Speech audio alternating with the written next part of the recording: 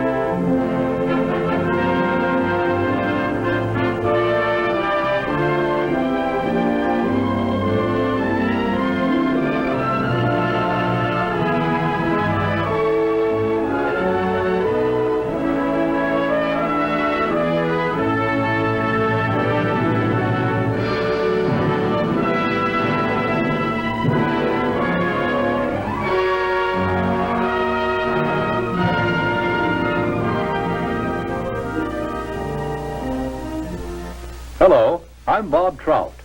I've got a story here that I think is big, really big, because it's bound to have a terrific impact on business. I'm talking about a new market, a big new market, millions upon millions of new prospects with $15 billion to spend. That's right, I said $15 billion. That's a lot of money, isn't it? The surprising thing is that it's a fresh market, still full of opportunities. It grew up so fast, got so big in a hurry, that few of us realize its scope. Now, these days, nobody's likely to pass up chances to sell. And yet right here in our own front yard, there's a neglected market. There's money waiting to be spent. To get the story of this market, to be able to tell you the secret of selling the Negro, we did a lot of digging. We talked to leading businessmen, to customers, and to salesmen. We went to Washington, D.C. We set up cameras and other key points around the nation. And out of this all, there emerged a story, the story of a new market.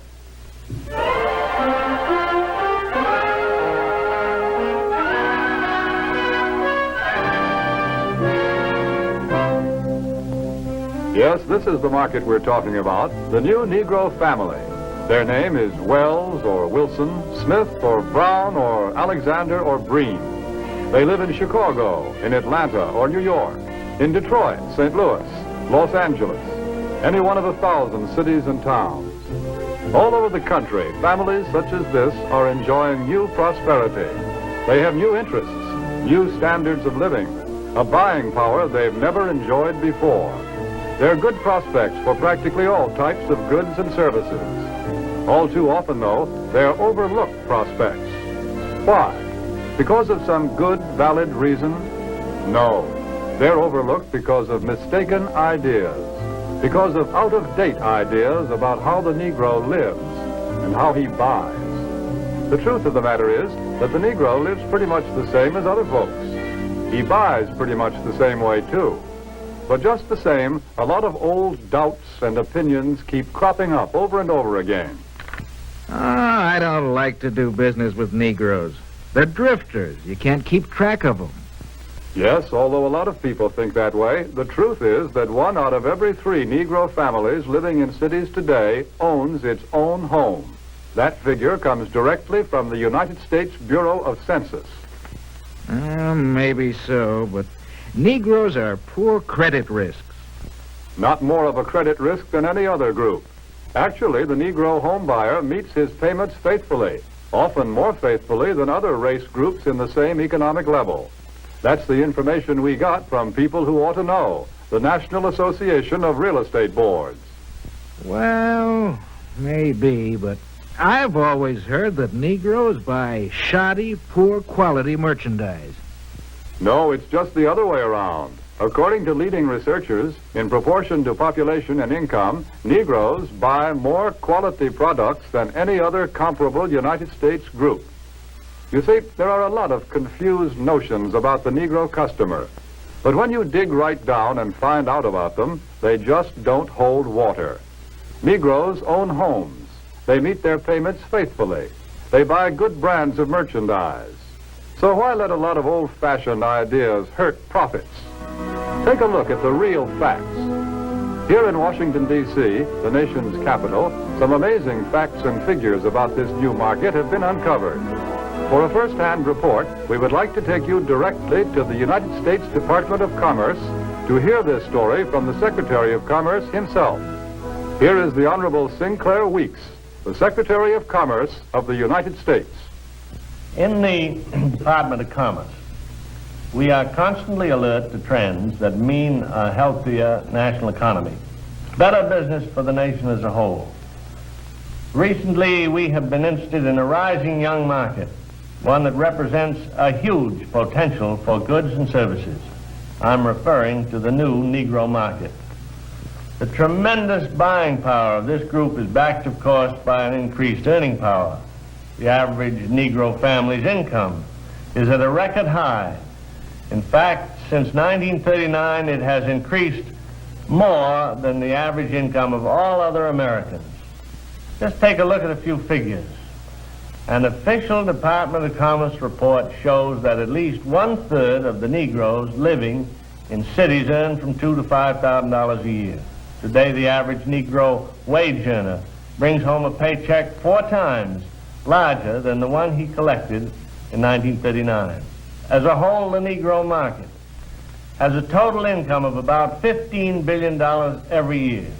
And after taxes, Negro families still have many billions of dollars to spend.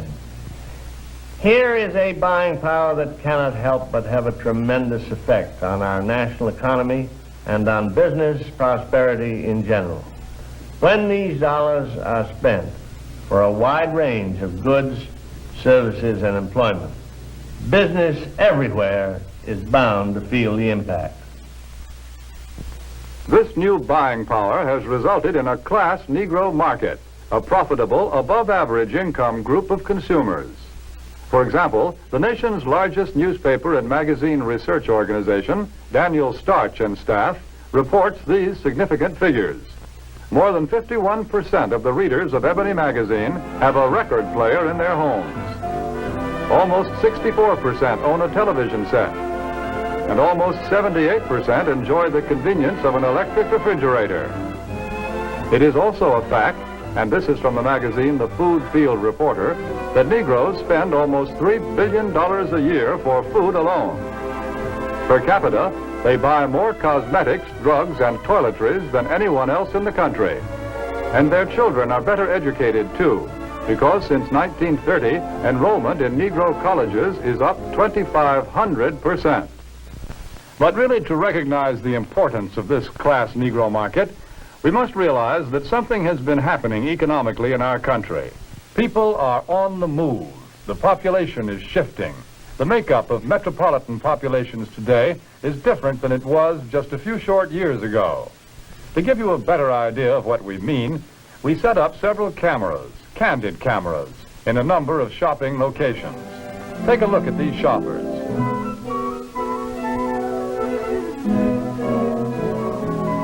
Notice what a large proportion of them are Negro. What's the reason? It's simply this. Negro families are moving into the cities where there are more job opportunities. Here they find occupations with more prestige and security, jobs that pay more money. As a result, Negro families today often make up the largest part of Central City consumer prospects. A shoe store in Chicago's Loop, for example, reports that more than 50% of its customers are Negroes. In another case, a drugstore located at a transfer point in a non-Negro neighborhood finds that its Negro customers total 25%. The trend is plain. The new Negro families today are moving into more populated areas, to the cities, where there are more stores, more buying opportunities. Since 1940, in San Francisco alone, the Negro market has increased by 89%. In Chicago, by 81%. Houston, Texas, 45%. Philadelphia, 50%. The impact of this new buying force is so tremendous that actually in 14 major United States markets, a product cannot be number one without Negro support. A product must have the backing of this big new buying power to be a leader in the field. What do you have to sell? Chewing gum or cars? Toothpaste or transportation? Whatever it is, here are millions of prospects. And these prospects are everywhere. Negro customers can no longer be pigeonholed. They cannot be classified as prospects who trade only in certain stores, certain neighborhoods. Today, Negroes shop downtown. They shop in supermarkets. They shop in small neighborhood stores. They'll buy from anyone who wants to sell to them. But we all know that before you can sell to customers, you've got to get to know them. You must understand something about them. What do the Negro customers buy? Why do they buy? How do you sell to them? Let's find out. Let's hear the opinion of men who have spent a lifetime studying the buying habits of customers the world over. Here is what sales psychologists have to say about selling to the Negro. The secret of selling to the Negro is expressed in one word. That word is recognition. Now, there's nothing unusual about that. People want to be recognized. They need recognition. That's basic in all of us. But perhaps because he's had so little of it, the Negro needs even more. He needs to feel important and appreciated. This need is a very real and important one. It shows up even in many of the Negro's shopping habits. Anyone who sells or wants to sell to the Negro customer should know about some of these habits. 3 habits in particular play a big part in every sales transaction. To begin with, most Negroes buy by brand. They ask for products by name. They're quick to turn down off-brands. Do you wonder why? Well, listen to what this customer is thinking.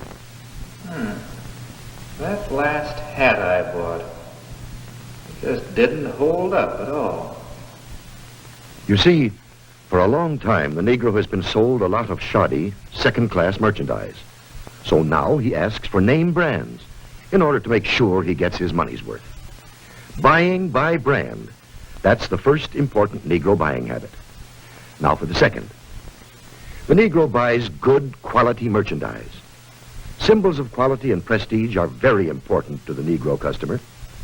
This woman, for example, is buying fine crystalware. But she is also buying the admiration and approval of her friends and relatives. Listen to her thoughts.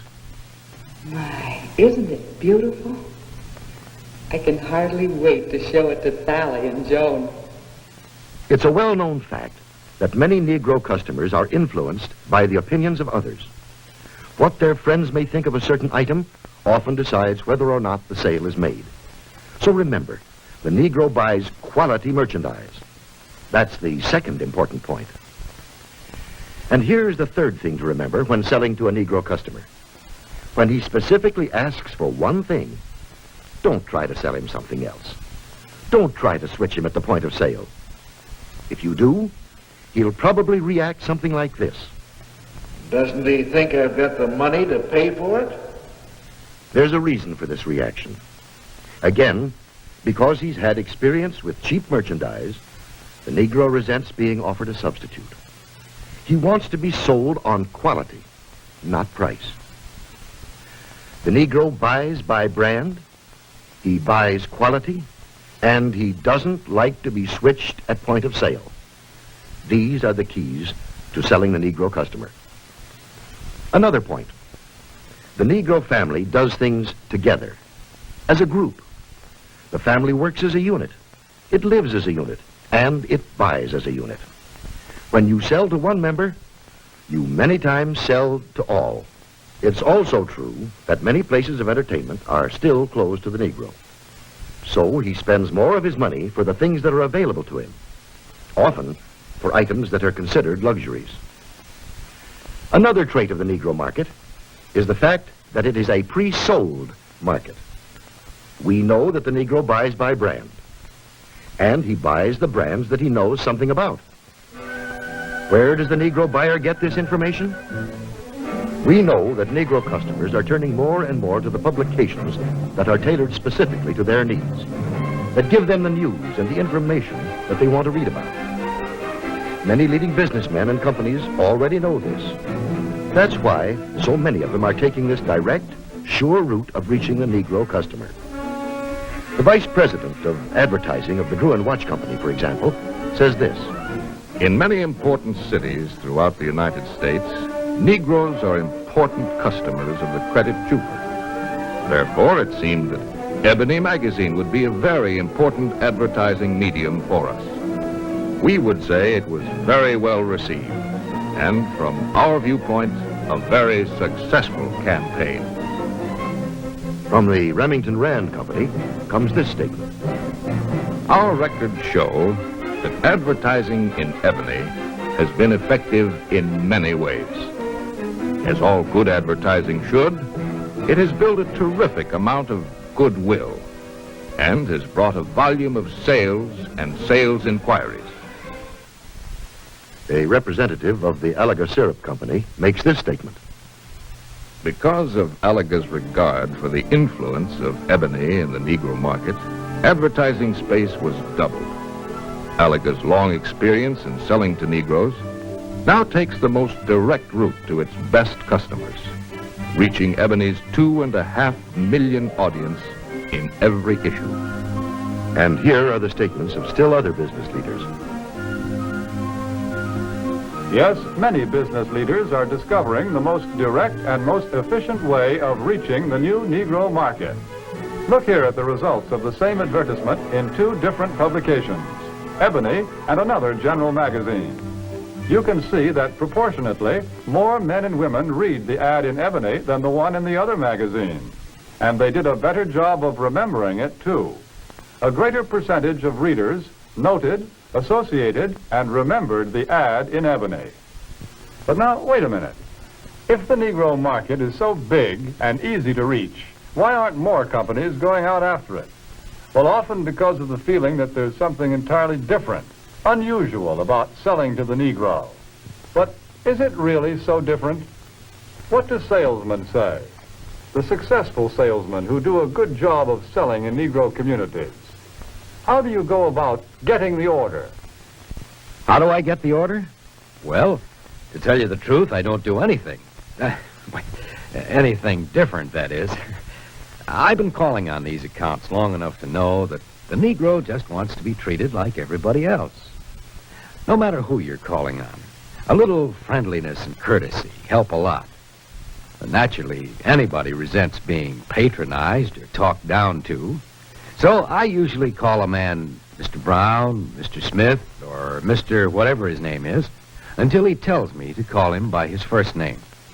And of course, I always stick to business. I stay away from talk about race or religion or politics. That goes for talk about Negro celebrities, too. You know, this business about what good prize fighters and singers the Negroes are. Who cares? When a guy's in business, no matter what color his skin is, he's interested in making a living, in making money. That's uppermost in his mind. I guess maybe what I'm saying is that I try to help any way I can. Sometimes with displays or ad materials, or an idea once in a while. The important thing is that if it helps push sales for the dealer, it helps push them for me, too. Handle the Negro account just like any of your others. Don't patronize. Stick to business. Get interested in the account. Pitch in and help any way you can. Sounds like pretty good sales advice. That's the secret of selling the Negro. Well, how about it? What do you think of this new market? It can open new outlets for you and for everybody who sells goods or services. It's still possible to get in on the ground floor when this market is just beginning to grow and to expand. The facts and the figures that we see here are just a small sample of what they promise to be next year and the years after that. Yes, here are men and women with money to spend, and they spend it for exactly the same things as you and I and everyone else. They buy almost every type of product and service that you have to offer, and they can be reached like everyone else. through publications that appeal to their interests and desires, that deliver the kind of loyal readership that can be proved both in surveys and in down-to-earth sales.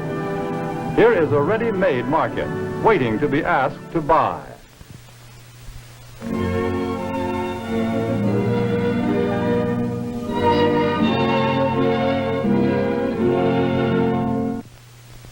Here are millions of customers for what you have to sell. Customers with $15 billion to spend.